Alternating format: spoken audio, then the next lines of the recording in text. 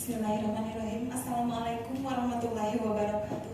Waalaikumsalam warahmatullahi wabarakatuh. Saya gugup Ibu, jadi biar tidak gugup saya mau berpantun dulu. Tari Merak dari Jawa Barat. Abah Kabayan maskotnya Sunda. Mari bergerak guru hebat untuk pendidikan yang merdeka. Terima kasih kepada Bapak Kepala Sekolah yang telah memaparkan tadi sedikit mengenai profil sekolah kami. Ekobrik Selamatkan Dunia. Itulah judul yang akan saya ambil untuk proyek P5 semester 1. Temanya gaya hidup berkelanjutan. Saya akan menjelaskan tentang deskripsi proyek yang saya buat. Proyek dikembangkan untuk mengelaborasi dan menguatkan kompetensi berpikir nalar, kritis, dan kreatif peserta didik. Berhubungan dengan bagaimana peserta didik mampu mengidentifikasi, memetakan, dan membuat alur solusi atas persoalan kontekstual dan terkini dalam rangkaian kegiatan proyek secara saintifik.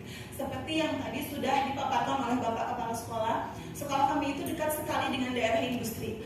Di belakang kami ada pabrik besar, kemudian di sebelah kanan kami juga ada pabrik besar. Dua-duanya menampung karyawan ribuan ya Pak ya, ribuan, dan dengan berbagai hal positif dan negatif yang berdampak pada sekolah. Yang hari ini akan saya angkat adalah mengenai sampah. Begitu banyaknya sampah plastik, terutama sampah botol maupun sampah bekas makanan yang dibuang begitu saja tanpa mereka sadari, setiap hari menumpuk dan akhirnya menjadi polusi bagi lingkungan sekolah kami. Next Ibu. Nah, di sini siswa akan diminta memberikan ide dan gagasannya, serta bagaimana dirinya mengkomunikasikan secara holistik dan integratif melalui serangkaian diskusi dan tahapan showcase hasil kerja dengan runtut dan kronologis. Kemampuan siswa akan teruji dan terasah. Jadi dalam hal ini, siswa disuguhkan dengan permasalahan kontekstual yang ada di sekitar sekolah. Mereka disuguhkan dengan saya buatkan video atau foto-foto disajikan lingkungan yang dekat dengan sekolah. Ini sampah di sekitar sekolah kita sudah menumpuk. Sampah dari sekolah ditambah lagi sampah dari masyarakat. Nah, kalau kalian melihat lingkungan kita seperti ini, kita harus bagaimana? Kita melontarkan pertanyaan kepada mereka. Mereka mulai berpikir, Bu, ada yang menjawab, Bu, diambil aja botolnya terus nanti dijual ke tukang lekbut, katanya begitu. Ada lagi yang menjawab, Ibu, jangan pakai botol minum, bawa saja seperti kita botol minum dari rumah, jadi jangan pakai botol kemasan. Kemudian memberikan lagi penjelasan kepada mereka, iya, kalau ananda-ananda semua mungkin bisa diedukasi sama ibu membawa botol minum dari rumah, tapi belum tentu orang yang ribuan itu kita bisa beritahu jangan buang sampah sembarangan, lebih baik membawa botol dari rumah. Tidak bisa, tidak sesederhana itu. Nah, kemudian mereka berpikir lagi apa yang harus mereka lakukan. Kemudian next Ibu. Nah, selanjutnya saya pancing terus kemampuan berpikir kritis mereka dengan video-video yang menampilkan keindahan Indonesia sebelum jauh beberapa tahun ke belakang. Bukan Indonesia, jadi lebih tepatnya lingkungan sekolah kami sebelum ada pabrik tersebut. Banyak pohon cengkeh di sana, banyak perkebunan di sana, dan sangat jauh sekali dari sampah. Saya dekatkan pikiran mereka kepada beberapa tahun yang lalu sebelum ada daerah industri. Nah, kemudian saya pancing lagi pikiran mereka dengan beberapa pertanyaan pemantik yang saya lontarkan. Ibu next. Nah, saya berikan pertanyaan pemantik kepada mereka, mengapa kondisi lingkungan di Indonesia setiap tahun terus berkurang kebersihannya? Dari sana jawaban mereka beragam, tergantung pemikiran mereka dan pemahaman mereka terhadap pertanyaan yang saya lontarkan. Kemudian saya bertanya lagi, apa pendapatmu dengan kondisi lingkungan Indonesia yang penuh dengan sampah? Kemudian, bagaimana bisa terjadi bencana alam banjir yang merugikan warga di Indonesia? Sebetulnya tidak jauh-jauh di Indonesia, di kami juga Bu, beberapa tahun yang lalu sebelum masalah banjir itu teratasi di daerah industri kami, daerah kami itu langganan banjir. Kalau hujan besar pasti timbul kecemasan dalam diri kami. Wah, hujan besar, melihat di jalan macet, air meluap, pasti turun ke daerah penduduk. Dan mereka juga sudah merasakan itu. Jadi mau tidak mau mereka juga harus ikut berpikir berpikir dengan sederhana bagaimana agar bencana banjir itu tidak terjadi lagi di daerah kita. Kemudian apa yang dapat dilakukan untuk mengurangi sampah plastik agar lingkungan tetap terjaga. Nah, dari sana saya mulai menggiring pikiran mereka menuju satu konsep T5 yang akan saya buat. Next Ibu. Nah, di sini ada beberapa tips untuk guru. Yang pertama, untuk mencapai tujuan pembelajaran, guru perlu memperhatikan persyaratan atau kemampuan prasyarat yang harus dikuasai siswa terkait dimensi bergotong royong dan subdimensinya. Jadi kita harus tahu dulu dimensi apa yang akan dikembangkan, kemudian subdimensinya apa saja. Lalu lingkungan sekolah merupakan salah satu tempat melatih dan mengasah nilai-nilai pokok penguatan pelajaran Pancasila. Melalui berbagai aktivitas pembelajaran maupun proses habituasi positif yang dapat dirancang dan dikembangkan di satuan pendidikan, salah satunya bagaimana menerapkan dan menguatkan sikap bergotong royong di lingkungan sekolah yang nantinya dapat diimplementasikan dalam kehidupan bermasyarakat.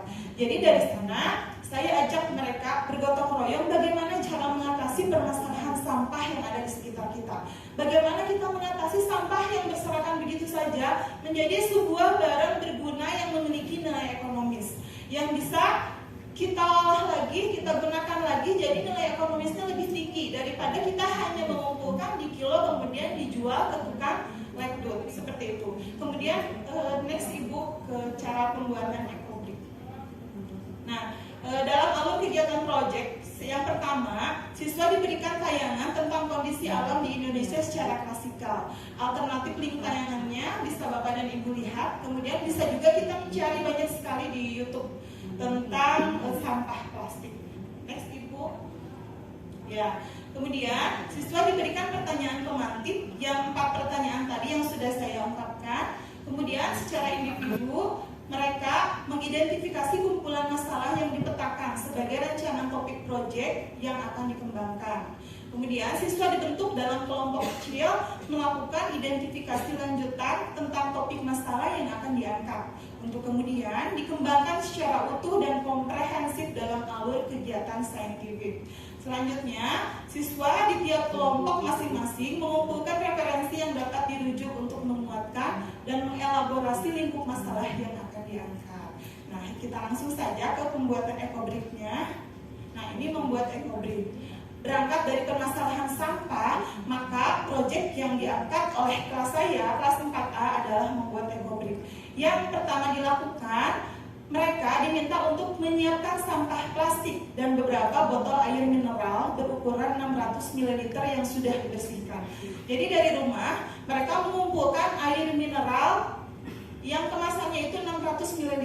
Kalau di rumah ada boleh dibawa, di jalan menemukan boleh dibawa, di sekolah menemukan dikumpulkan. Satu orang itu saya meminta mengumpulkan 6 botol air mineral, Kemudian menyiapkan gunting, timbangan digital dapur, serta kayu atau tongkat untuk memadatkan sampah dalam botol.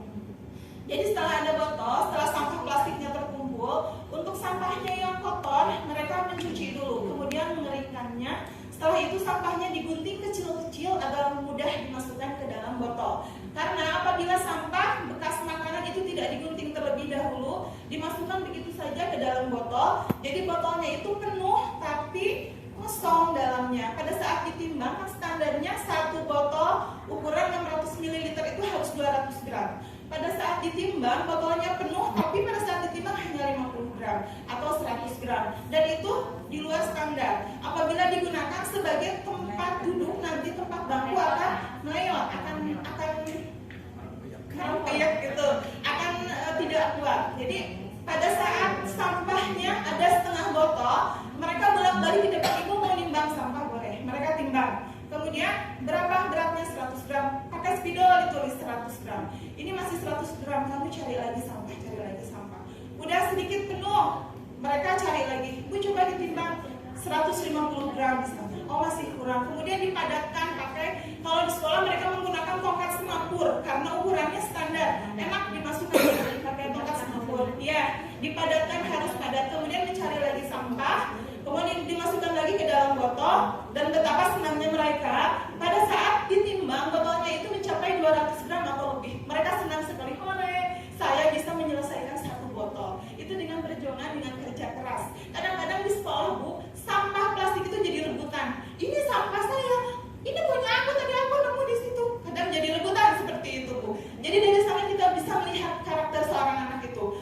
kerja kerasnya dia, mandirinya dia seperti apa, tanggung jawabnya seperti apa, kita bisa memunculkan. Sampai satu orang anak bisa menyelesaikan 7 botol itu ada paling cepat itu 1 minggu lebih. Dia bawa dari rumah, Bu, ini botol yang sudah saya buat, botol ekobrik. Saya timbang semua. Kamu bisa kasih ini ukurannya bagaimana? Saya kemarin di rumah, Bu, mencari plastik, kemudian saya gunting-gunting, saya masukkan. Kemudian saya bawa ke warung, terus diapain kata saya? Saya ikut timbang, ternyata udah 200 gram katanya gitu. Dan dia senang sekali.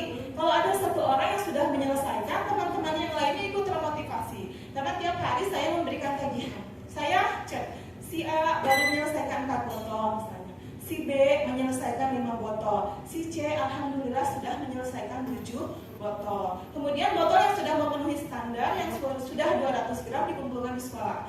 Kalau sudah terkumpul sebanyak yang diinginkan, maka dibentuklah bangku. Ibu bisa di next, ada gambarnya. Nah, ini pada saat mereka membunting-bunting, kemudian memasukkan ke dalam botol, lalu dipadatkan. Jadi mereka, nah ini pada saat menimbang, 1 botol itu harus 200 gram. Itu paling sedikit, tidak boleh kurang. Kalau kurang sudah dicoba tidak kuat pada saat diduduki oleh anak. Kemudian selanjutnya Ibu, nah ini, nah bila sudah selesai maka kita membuat proyek yang kita inginkan. Membuat bangku. Untuk bangku kursi yang berbentuk bundar seperti ini, kami membutuhkan 19 botol. Kemudian kita akan menggunakan lakban warna bening, kemudian menggunakan lem tembak biar lebih kuat, kemudian ditutup oleh sarung, atasnya dipakai busa, sarungnya dimasukkan, kemudian siap untuk digunakan. Dan mereka senang sekali karena di botol itu ada nama mereka. Karena tiap orang botolnya itu diberi nama, misalnya Kaila, Nabila, Nova, diberi nama. Kan itu luarnya bening, jadi kelihatan namanya. Itu botol aku ada di sana. Itu botol aku ada di sana. Nah, seperti itu Ibu. Kurang lebih proyek kelima yang sudah saya jalankan. Ini ada sedikit video, boleh diputar.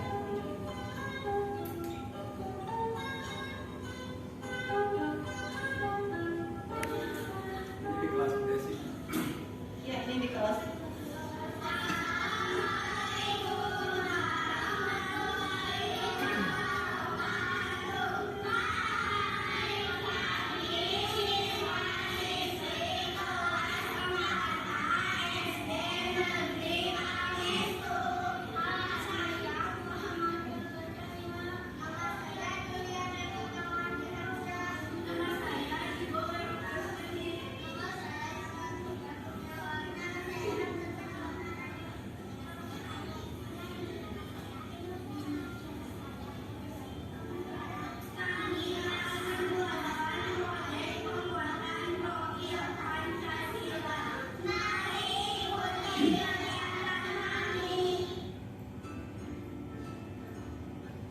Nah, itu anak-anak sedang memasukkan sampah-sampah kecil ke dalam botol. Lebih bagus kalau sampahnya kecil, Bu, kecil sekali, lebih mudah. Membuang sampah sembarangan itu dapat menyebabkan alamnya tersedot, banjir, mengurangi kesuburan tanah, hingga menjadikan embun.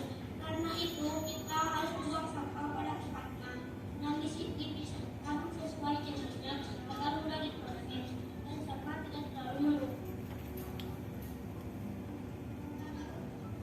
Boleh di next Ibu biar tidak terlalu lama. Ini videonya biar agak cepat.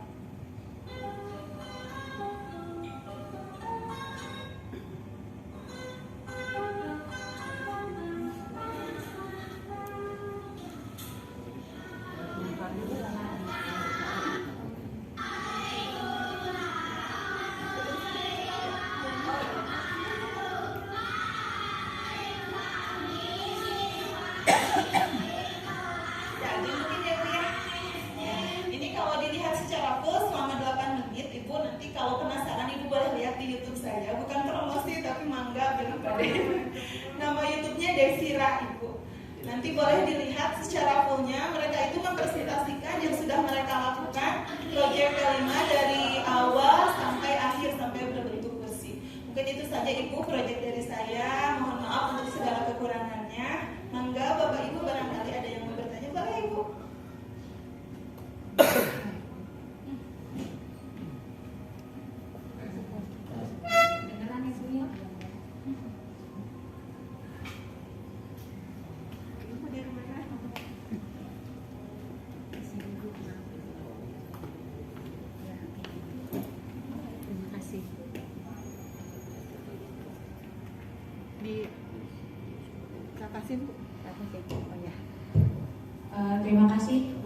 Saya Pura Hayati dari Mekaran Mukti 06 Kabupaten Bekasi. Kebetulan proyek ibu dengan sekolah kami, terutama di kelas 4, di kelas 4C itu sama dengan Ekobrik. Cuma kemarin kita belum dapat gambaran, tapi setelah kita mendapatkan ilmu hari ini, jadi tergambarlah kegiatan-kegiatan yang sistematis dari awal sampai pembuatan.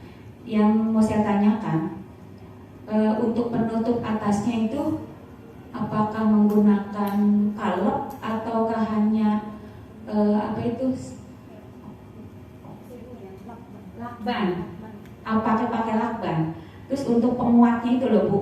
Jadi saya supaya lebih nanti menekankan kepada bimbingan kepada guru dan juga anak-anak supaya hasil ekobriknya berhasil didudukin kemudian kuat gitu. Bagaimana tuh? Kan Ibu sudah melakukan ini semua dan ada produknya. Jadi mohon kepada saya, kepada kami dari Kabupaten Bekasi, barangkali bisa berbagi bagaimana supaya lebih kuat lagi. Terima kasih dan luar biasa sekolah Ibu dan juga dipimpin oleh Bapak menjadi inspirasi buat kita semua pada hari ini. Terima kasih. Assalamualaikum warahmatullahi wabarakatuh. Waalaikumsalam.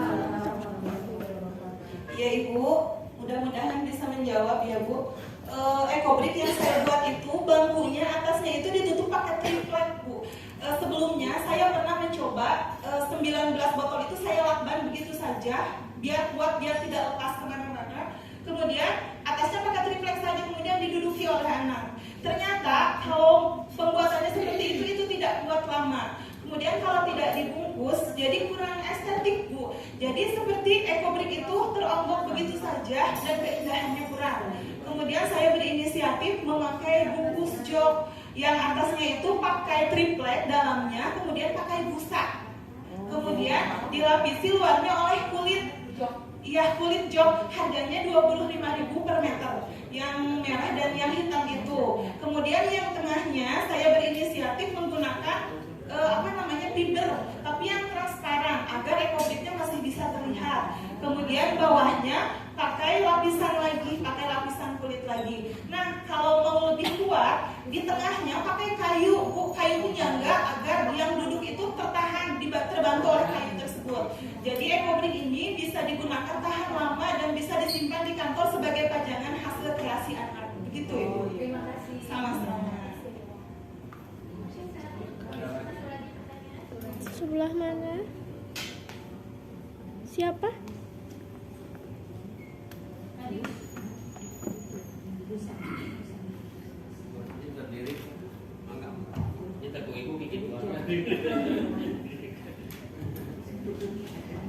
Ya, terima kasih. Mungkin ini saya alhamdulillah ada di tengah-tengah guru-guru hebat ya. Saya datang ke sini di bawah Bapak Amin, alhamdulillah. Terima kasih. Jadi banyak ilmu yang mungkin bisa diterapkan di sekolah kami. Utamanya ini masalah ekobrik. Ini kan ekobrik salah satu solusi untuk seperti pemaparan Bapak tadi adalah untuk mengurangi atau mengurai tumpukan sampah gitu. Nah, tapi tadi saya belum mendengar atau mungkin saya tidak menyimak gitu. Cara pemisahan sampahnya itu kan sampahnya sesuai dengan pemaparan Bapak itu kelihatannya di jalan gitu. Nah, bagaimana cara pemungut sampahnya, pemisahan sampahnya, apakah dicuci dulu atau bagaimana? Itu kan terus kalau tidak salah itu sampahnya yang digunakan adalah sampah ya bersih dan kering, plastik, anorganik, kalau tidak salah itu ya. Nah itu, nah, saya mohon gambaran bagaimana cara proses pemungutan sampahnya oleh anak-anak di tempat seperti jalan seperti itu, di mana dikumpulkannya, kemudian bagaimana caranya supaya, karena hal ini adalah sama dengan lingkungan kami di Pawanang, kebetulan berada di pinggir Danau Jati Gede, yang kiriman sampahnya dari daerah baru mungkin dari sana bertumpuk di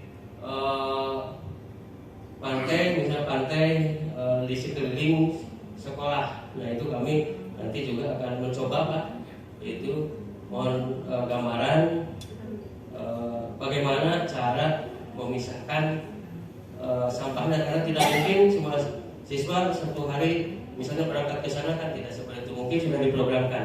Nah ini mungkin hanya itu saja Pak, terima kasih. Iya, terima kasih pertanyaannya.